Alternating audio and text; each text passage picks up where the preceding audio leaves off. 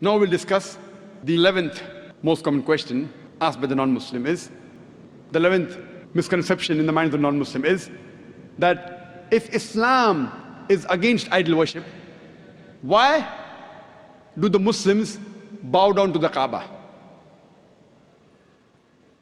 The reply to the allegation is, no Muslim ever worships the Kaaba. Kaaba is the Qibla, is the direction. It's mentioned in the Quran in Surah Baqarah, chapter number 2, verse number 144, that wherever you are, bow in the direction of the Kaaba. The Kaaba is the Qibla. For example, if the Muslims want to offer salah here, some will say let's face north, some will say south, some will say east, some will say west. So for congregation, for unity, all the Muslims face towards one direction, that is the Kaaba. So Kaaba is our Qibla. And the Muslims, they were the first people who drew the world map. And Al-Udrusi, in 1154, was the first human being who drew the world map. And when the Muslims drew the world map, they had the South Pole on top, North Pole down, and Kaaba in the center.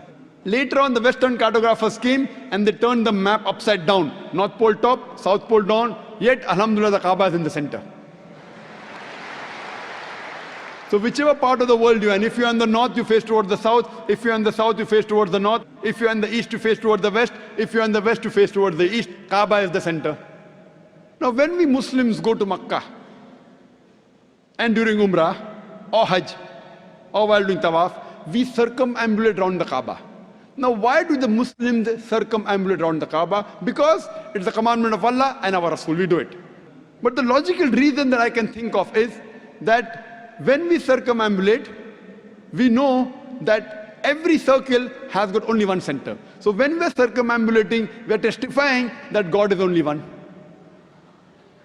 Furthermore, the statement of the second Caliph of Islam, Hazrat Umar, may Allah be pleased with him, radiallahu anhu, he said, it's mentioned in Sahih Bukhari, volume number 2, in the book of Hajj, chapter number 56, hadith number 675. Hazrat Umar, may Allah be pleased with him, said, pointing at the black stone, Hajar Aswad, this black stone can neither benefit me, can neither cause me any harm. Only because I've seen the Prophet kiss it, that's the reason I'm kissing it.